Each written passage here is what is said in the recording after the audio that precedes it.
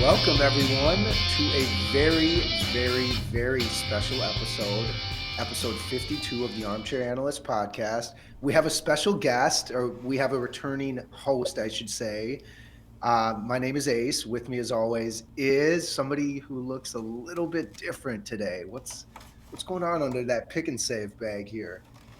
He looks kind of... End of a season. An end of a season. A terrible end to a season at that. I'm wearing black because it's basically a funeral.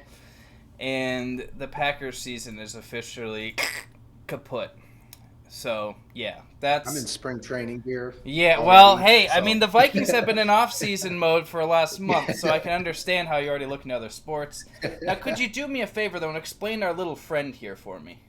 What's the story behind that? Oh my gosh, I forgot about that. Yeah, so I got last place in my fantasy football challenge. So if you're watching on YouTube, our beautiful video in the center there has me choking on what was a very, very it was called the Lil Nitro Challenge, hashtag Lil Nitro Challenge, the world's hottest gummy bear, and you know what? I've known you for a long time, and I don't think I've ever seen you in that kind of physical agony, even after the worst hangover of all time. So, I posted it on our Twitter. It's on our YouTube channel. God. So give it a look, and I'm telling you, you will not be disappointed. That poor kid. I was choking. I am very proud of you. You did a damn good job. Also applicable. I'm going to put it over my face for a second because it kind of symbolizes what happened on Sunday. Mm-hmm. A big choke job, a horrible choke job that, I mean, I can't really justify, but we will talk about that in due time. We have other things to discuss at the moment that, at least for you, are more pertinent. But overall, I'd say I'm healed. I'm doing better. You're right. We didn't even lead with your overall health. Well, I guess we could understand. Yeah, it was a rough week personally. But then, to be let down yet again by the Packers. Mm-hmm. But again, I digress. We do have some good news. This is we had our 50th episode just a couple weeks ago, and now this is actually our 1-year anniversary of recording our first episode. So, very cool, very exciting stuff, and we've learned a lot, we've grown a lot, and I think we got a lot more in the tank. So. I do want to remind you guys that we will, after the Super Bowl, we will be taking a small break of a couple of weeks. We're going to finish up our website. We got a couple other irons in the fire that we're going to be working on. So we're going to take a couple weeks off for personal stuff to kind of get our own crap together in our own lives and then start putting more positive energy into the podcast. We got a lot of cool things we want to bring to you guys, but we need some time to do it. So be excited, but be aware that we are going to be missing a couple weeks, and then we'll be back with a better show. So. Mm-hmm. Back on a couple weeks after. I mean, I'll definitely I'll post something on the Twitter and let you guys know, but I wouldn't, not more than a couple weeks. Ace isn't that popular, even though he's got ladies dialing his phone all day. But I digress. So as we mentioned, this is our 1-year anniversary, episode 52. 52 weeks. We're insane. We're insane. Yeah, so if you're not already, definitely give us a follow on Twitter. We got a lot of cool things coming. We'd love to share them with you guys, especially Ace's ridiculous video. I mean, if you didn't see that, I think you might be missing out a little bit on your life. And then, of course, if you're not already, please check out our YouTube channel. All of our beautiful videos and little hijinks will be on there, including this show as well. So, the cool thing about having me doing this kind of episode where I'm just crying and pissing and moaning the whole time is that actually could be my random rant, because I'm going to be going off on so many tangents. Typically, moment. Typically, when we have like a single sport heavy episode, I'll give you a disclaimer. This is going to be a Johnny heavy episode. So if you're not a fan, maybe you shouldn't be listening, but this might not be for you. But if you want like a typical normal random rant, I can give you just a quick sentence. Watch Cobra Kai. Awesome. Awesome. All right. So we got the regional roundup. Ace has some really cool stuff to tell you about the Twins. And then I'm probably just going to pout and cry about the Packers, kind of go over general thoughts, then get a little more specific. And then I have a special presentation. It's called The Decade of Failure. A nice little synopsis of the last 10 years in Wisconsin and how we've failed to achieve greatness. Ace put together a beautiful soundbite of Jason Pierre-Paul mic'd up for the game that I don't really want to talk about, but I have to. Tee up topic, super obvious. We're going to do a Super Bowl preview. You got Brady and Mahomes, the young gun versus the GOAT. And then we got to keep tradition as we did last year. We're going to do Super Bowl prop bets for Ace's Quick Six. So that's what we got. You need to tell me all about this twin signing that has everyone in the state just abuzz. Well, and what's funny is he may not end up even being the best part that we've signed. We signed a left-handed starting pitcher, J.A. Happ, which is sort of our MO, getting veteran either starters or reliefs pitchers that are sort of past their years, but kind of mold them for 2 years just to get by. I hate when the Twins do that with their signings, but the one marquee signing, Andrelton Simmons, God, I have all the day to practice. But I still, it's like you literally even said like this is going to be hard to say. And I'm like, nah, you got it. A wide open three, and what happened? No, Andrelton Simmons, formerly of the Braves, has signed a 1-year deal with the Minnesota Twins for $10.5 million. What's interesting is he is a shortstop. So is Jorge Polanco, who in 2019 was, I think, second or third in AL MVP voting at shortstop for the Twins. So already it's signed to an extension the same years. I think it's 4 years as Max Kepler, which isn't coming up until 2023. So a little odd with the signing, but frankly, if we can get him on a 1-year prove-it deal, it sounds like our defense is going to be rock solid. Again, my random rant, if you so to speak, or not really random, is the fact that the Twins continue to neglect a bona fide, pure shut down front of the line starting pitcher. The fact that we don't granted, it's kind of slim pickings this year, and I really don't want to be signing like Masahiro Tanaka from the Yankees, for instance. That really is going to command more than I think what he's worth. Trevor Bauer's one guy that I'd like to see us sign, but again, Simmons, great trade. Defensively, he's great, but it's like at the end of the day, we don't as great as a defense is, and that's kind of where I can see us going. We're trying to win with defense and offense. We need the starting pitchers to get guys out with strikes and strikeouts for that matter, and it's not. I think we'll be pleasantly surprised, but at the end of the day, when it comes down to the postseason, would you rather have Garrett Cole and Corey Kluber, a former 2-time AL Cy Young winner, on your rotation? What about Verlander? What about so my point is there's no chance with the Yankees right now. There's the Yankees are clear-cut the best team in, probably all of baseball right now. So the fact that we try to make these small upgrades, yet we know damn well their starting pitching is far and away better than ours, it's going to be, I exhale, it's going to be kind of a trying season again, as sadly as Fortunately, it takes more than just a good bullpen to win, my man. So it does. It is daunting though, because trust me, once they start getting in the heads of your batting order, it ain't pretty. Yes. Well, especially for a long series in the playoffs. No, man, you have a couple rough games and it's not going to bounce back that easily. I feel you. I feel you. And you know what? I can make this argument because the Brewers, if you recall, just a few seasons ago, had a fantastic bullpen, an amazing bullpen, but runs score and win games. So, they're looking pretty dominant. But we're so early. But I get your frustration though. I get your frustration. But, Minnesota, technically is still a smaller market team, and it's harder to attract those kind of players. So New York happens to be a fairly large team with a pretty invested ownership team. So, God, that's a great point. Invested ownership group. They literally are, though. They literally will throw money at literally any player, whether or not it's a high risk or not. It doesn't matter. And the landscape has shifted now to frickin' analytics taking over the game, which is why the Twins think that they need the best defense. Yet, whatever. All right. Well, we tried to stall and make my life feel a little better, but so we'll get I think the reason that this loss to Tampa Bay hurts as bad as it does is it's not Rodgers versus Brady. It's not Rodgers is going to leave. Like they're I think the biggest thing, maybe it is a little bit Rodgers is going might leave, but it's like they will never have another chance like this again. Like, so people are like, well, how is this loss hurt you more than the Seahawks loss, the championship game? How does this loss hurt more than XYZ loss? It's like, you got to understand that Rodgers was 6 years ago when that happened.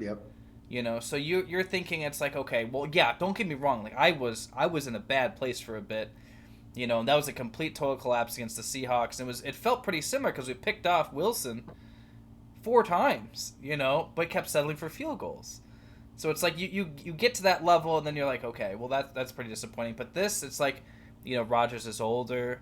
Not only that, but like even there's a couple sound bites floating around where they lose in a championship game. He's like, we gotta have one of these at home, man.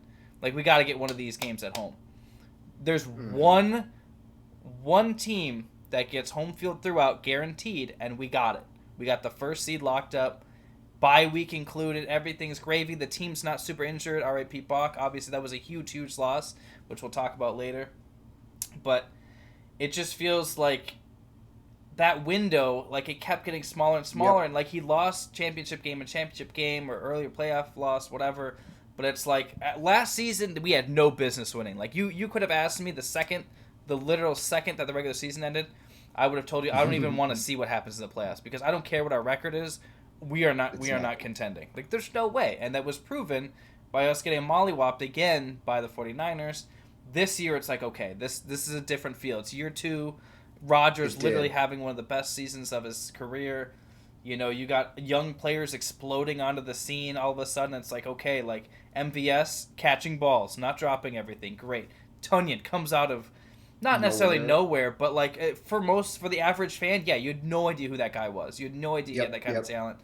And then you have the offensive line just coming together as a unit. The defense really kind of coming into its own that last month of the season and the playoff win before. And you really think like this might be different. And I kind of made this analogy to a few people because it's hard to relate. Like, it's like, well, why are you feeling so upset? It's like because every year. I kind of liken the Packers to like a cheating boyfriend, right? And like us fans are like the girls, and so the guy, like we go in and you get all excited, like, oh, I'm so happy being with him, and then he cheats on you when the Packers lose, and it's like, okay, well, I'm done. This is ridiculous. I'm done. Next season, oh, I've changed, baby. No, things will be different this time. This will be great. No, because it happens again. And like a year after year, and once we go through the decade of failure, you will understand more where I'm coming from. If you don't already, you will understand where I'm coming from. But it's like year after year, you think things are different, but they're not different. And this whole time, it's like, well, you can ignore. I mean, the first 2 picks, quarterback, running back, this past year in the draft, right? And now, when we need it most, you have players dropping touchdowns. You have Rodgers forcing the ball to Adams in the red zone. The Packers had been unprecedented. In the red zone this season. They have not even... They led the league by a decent margin in scoring in the red zone. What was like the moment that in your mind sort of gave you a gut reaction like, this game is not good? Was there a turning point? Because I think a lot of people... If you want complete honest answer, I probably said after the second drive. because it's momentum, and that Packers defense, if they can't play from ahead... Because they can't just blind rush the passer when they actually have to defend. And Brady was just dropping rainbows. I will hate on Brady, but what he did in that game, in the first half at least, but like he was just dropping rainbows. Like most of the aside from a couple of the plays, like and the defense just couldn't get off the field on third down. Like that, the only reason that they actually were able to get stops on defense was because of the Patriots. There you go. The Bucs were dropping passes. Like they in his hands, he was dropping them.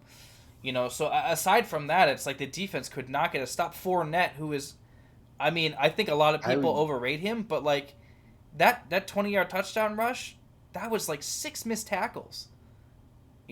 So that replay was kind of horrifying to watch. When they just marched down the field first thing and scored, and then we stalled on our first drive, which if you recall, we talked about this during the season.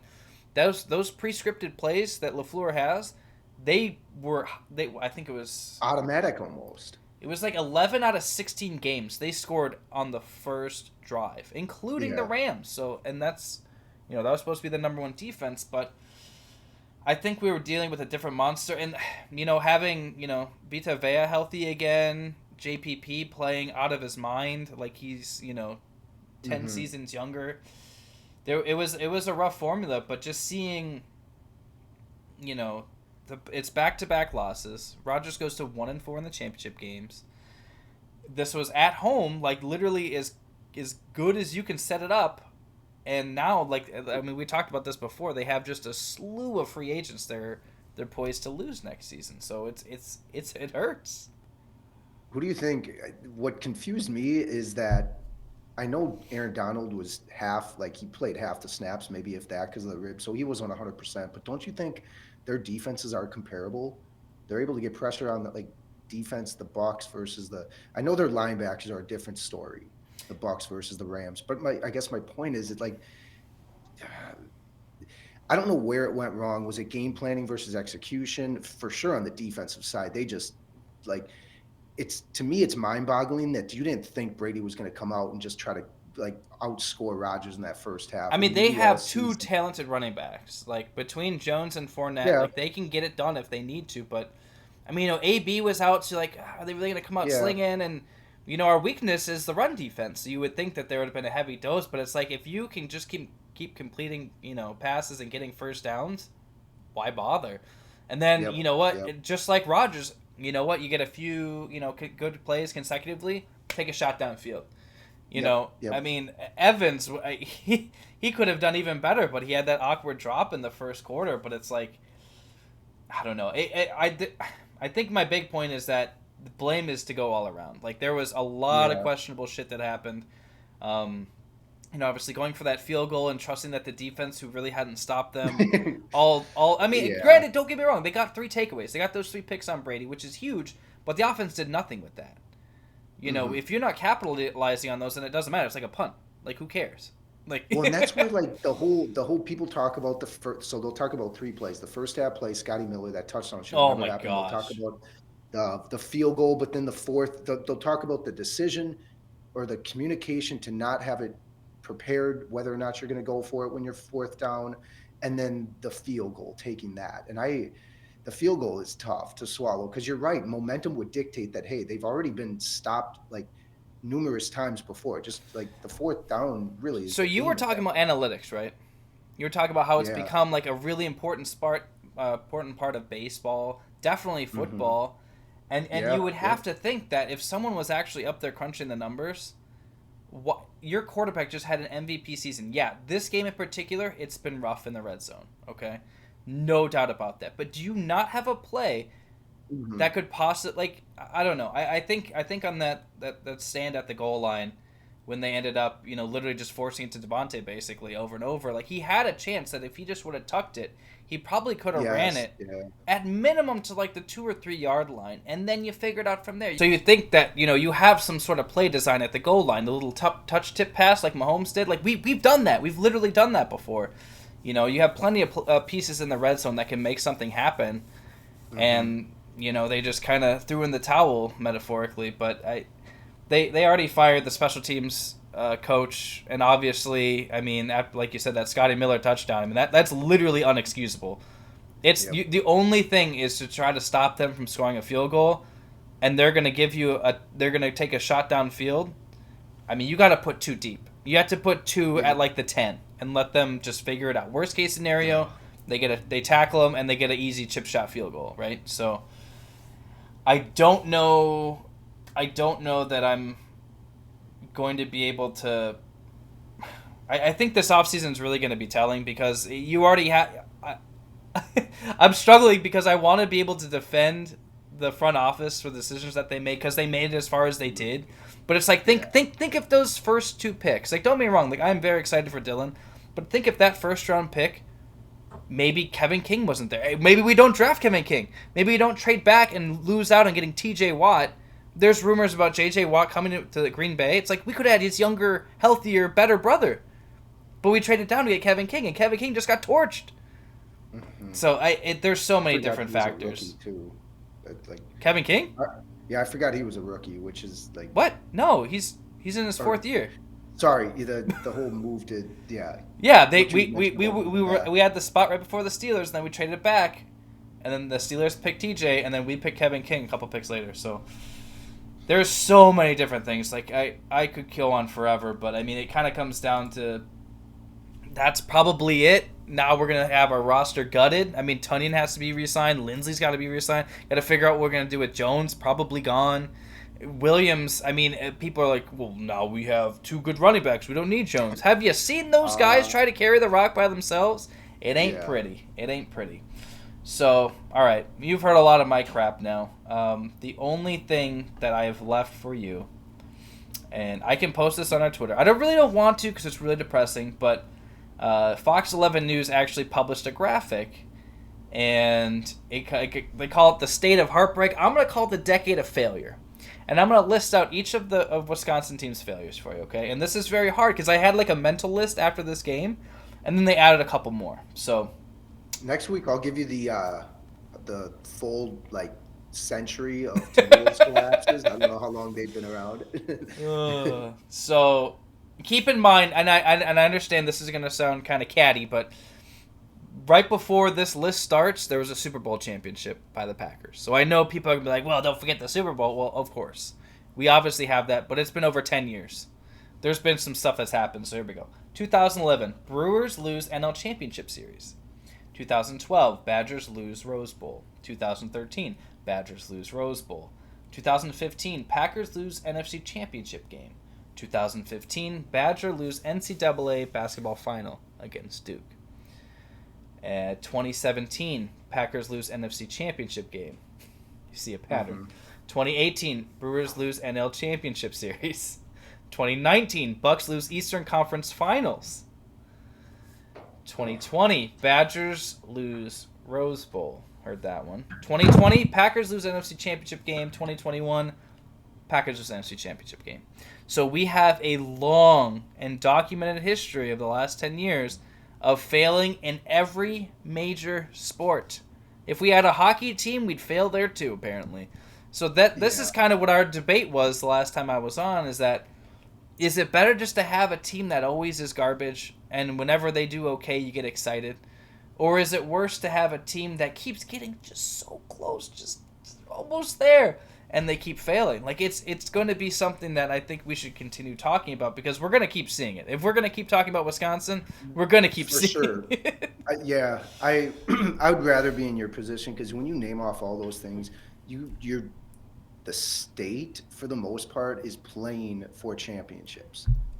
Which, to me, it's in the scheme of things, it's more heartbreaking. But think of what happens. I think overall, there is so much more fan loyalty there is in Wisconsin than in Minnesota. It's not even funny. Like I could literally walk down the street and see multiple jerseys of different teams if I probably wanted to, especially in like more of the urban areas. Like there's just a mix of diversity here, and the fandom is not at all what it is.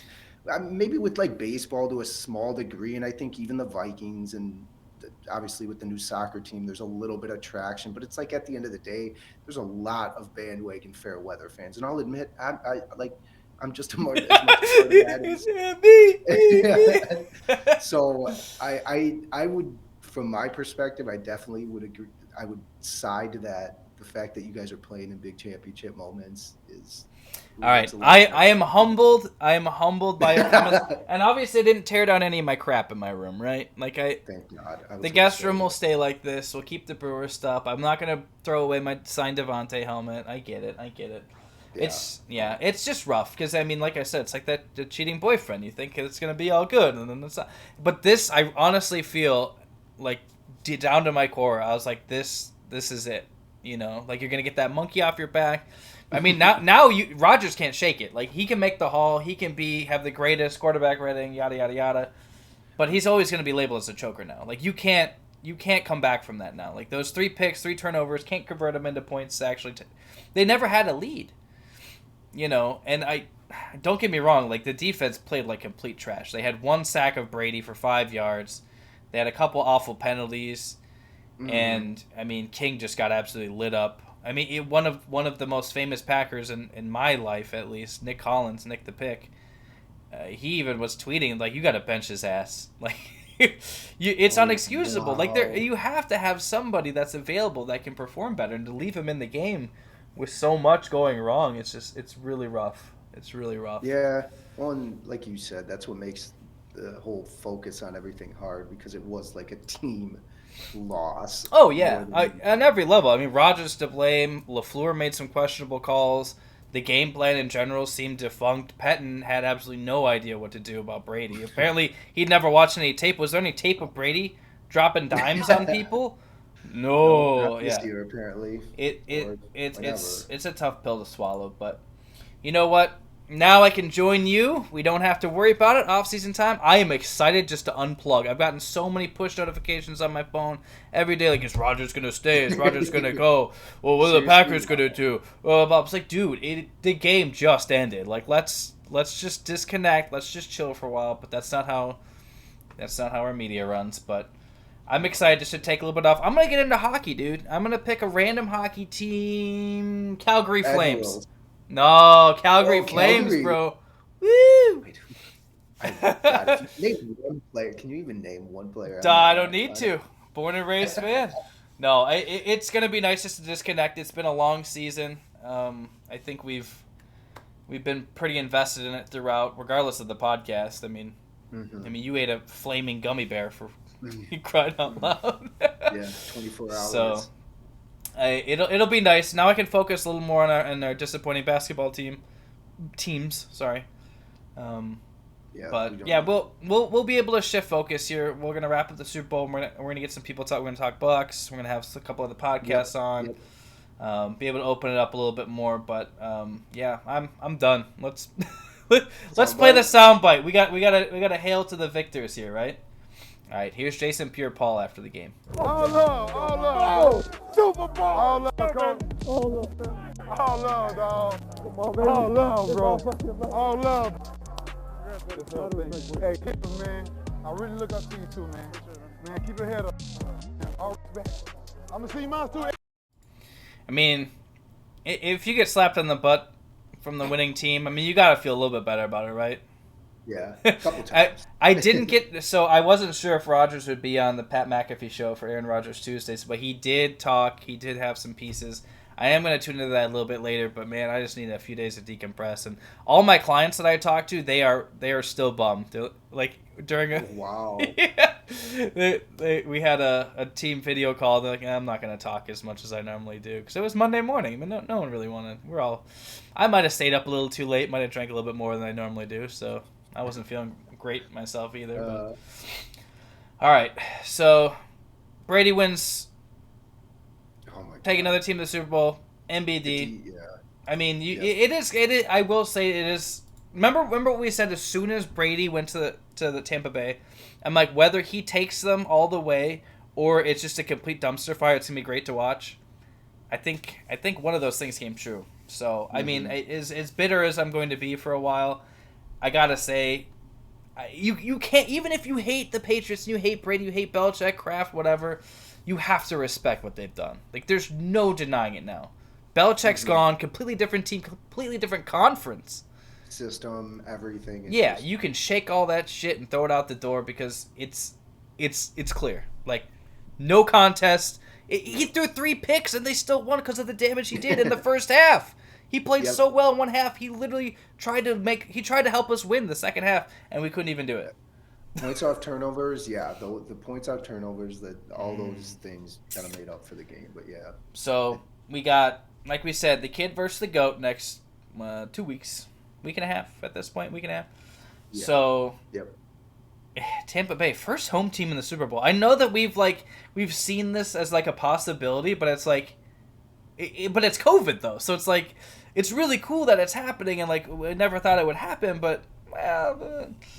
Almost happened to the Vikings before we okay in 2018, who went on to actually win it at US Bank Stadium, but that was like we were up in our jollies. That's an interesting point you make about the first team ever. Yeah. to play at. There's been a lot of very close scenarios where it's like, oh, this might happen, but like it's actually here, but no one really gives a shit because it's COVID and no one's gonna be there. I mean, there will be people there, but I mean, honestly, I since I have a flight voucher for Delta, like if the Packers would have won, I was already looking at flights down to Tampa for the game. Not that I would go to the game. I just want to get drunk with Packer fans down there. I don't even care. Oh, But- they'd be in swarms, droves. Down Oh. there. Oh yeah, yeah. But- So that's not gonna happen. But we do have two very talented teams. I mean, if you would have asked me a month ago, I mean, the Chiefs have been. I mean, they've had their ups and downs, but they just win, dude. They just win. Yep.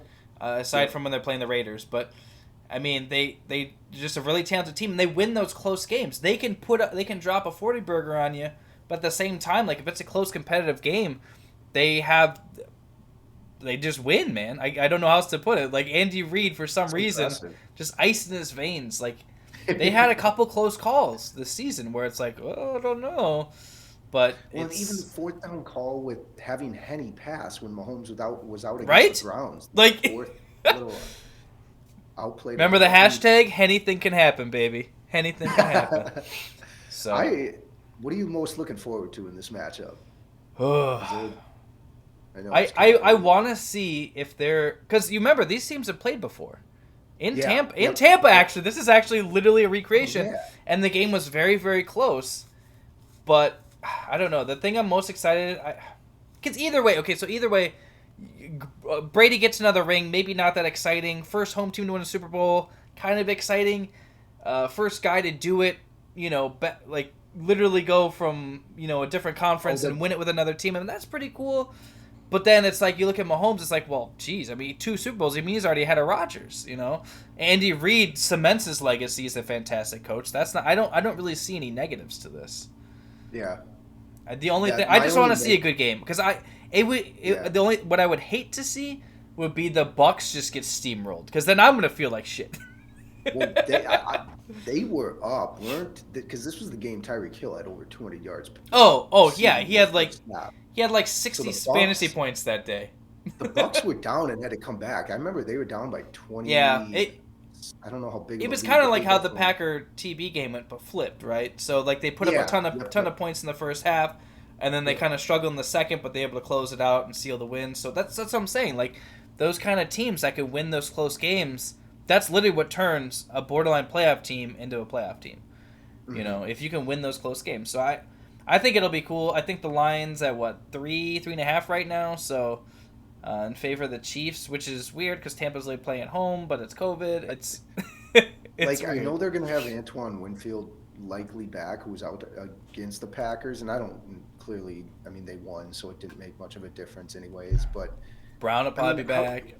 how do you defend Tyreek Hill, McCole Hard, like legitimately Hill? You literally need to double team him almost every time, but it's hard when he's in the slot and can just pivot, catch a ball like with a quick release from Mahomes, and then just juke everyone with his like.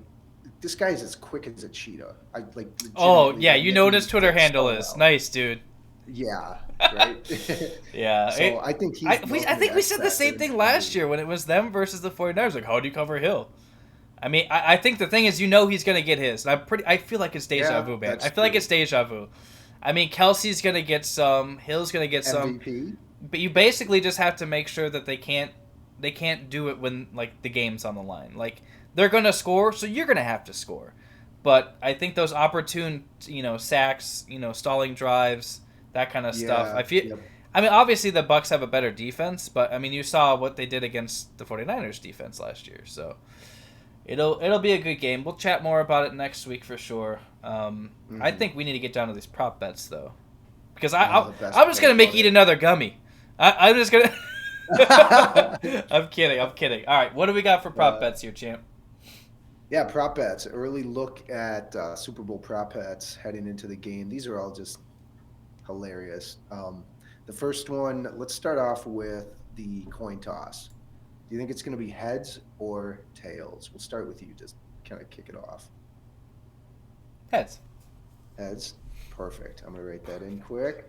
Perfect. The second one, the national anthem, over under a minute 59, is being sung by one of my favorite country artists, Eric Church, and Gosh. another lady, Jasmine Sullivan, recording artist from Philadelphia. So it's set at 159. I'm gonna say over. I just feel like the whole country twang might just delay that, perhaps. The first score of the game, touchdown, field goal, and by whom? So this is a two-parter, as they say. So I can get a half point. Yes. I can beat that spread. Right. Field goal, Casey. Field goal, KC. Okay, I like that. That's a good one. Field goal, KC. I like just typing that in. The Gatorade color. Next. Oh, man. I think I did this one last year, and I screwed the pooch really bad. Because I think I had it, but I changed it. So go with the gut. So I think red's going to be out because they're going to look at it as like, okay, the Chiefs, this is their color. We don't want it to be red because then it'll be biased. That's way terrible. I'm going to say yellow. I don't know why. I just have instant reaction. I think last year was it yellow? No, I don't know. But I thought it was. It was orange last year. It was orange. God, I think I said yellow. Okay. Oh God. So back-to-back years we go yellow. All right. Let's see here. So that's mine. Number 5. Who wins the game and by how much? How about that can be the decider? Do you want to be? Because that's a hard one. That's gonna be hard. So then MVP, yeah, because we'll both decide on that. So MVP, yeah. What do you like in this? Should we both decide on the last two? Do we each take a guy? Yeah, I think we did that last year. That'd be good. Let's do MVP. I mean, I like having you go first. It's got to be Brady, right? Like it doesn't matter. The Bucs could lose and it'll be Brady, so I'll hedge my bet and say Brady. I'm gonna say Tyreek Hill. You said that last year, I think. That's all right. Probably, but one of these years he'll win it. Yeah, well, they'll probably be in a couple more of these games, sure. Yeah. All right. So the final one: who wins the game and by how much? I can do this one first. I think the Chiefs win. I think they cover. I think they win by probably 10. I don't know why. I'm just going to say Chiefs by 10. Chiefs by 9. There, boom. I don't know what kind of bets that screws over people with teasers, but who knows? So this isn't going to go with my other things because, again, I'm hedging. So I'm going to say 24-28, KC. KC. Do you want me to actually put a score in?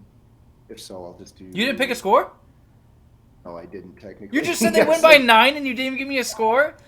All right, hold on. He's opening up his calculator on his computer right now, so he can do the math. 9. I'm gonna say, oh man, this is gonna be a high-scoring affair. I'm gonna say 39-30. Wow. I don't know why. Now I feel mine's too low, but all right. Well, that's it. We're locked in. You can't change it now. I'm taking a screenshot so you don't cheat. I'm gonna look for that edit tag in the text. All right, that was cool. I appreciate you guys bearing with me through my post NFC Championship game rants. But no, he initially wanted to wear the bag all the episode and have the lights dark, and we just couldn't. Yeah, I'm gonna put it back on now. No, it's been a good season. We've had a lot of fun. We're kind of winding down, but now we can start focusing on other stuff. I can start focusing on my hockey fandom. No, we'll get some Bucks Badgers. I know Aaron's got some T-Wolves and some cool signings by the Twins that we can go through. But we thank you guys for being with us this last year, whether you're just starting out or you've been with us from the beginning. We appreciate it a whole heap. So yeah, episode 52. Happy Annie, bro. So keep track of us. We got some stuff going on, but if you want to interact with us a little bit, we love talking to people and getting feedback. So give us a follow at a podcast. Shoot us a tweet. Whether you love it, you hate it, share it, spread the word. We love doing this. We want to keep going for years to come. Ace already bought the domain for the new website for the next decade, so we want to keep it for at least that long. Right. I'm just kidding. We also are on the YouTubes. Our wonderful faces will be able to grace your screen, whatever size it may be. iPad, we're on the iPad. But wherever you find your favorite podcast will be there as well. So whatever flavor you want, we are available in it. So enjoy your week. Thank you for giving us a chance to holler at your ears. We appreciate you. I'm Johnny. That's Ace. ya.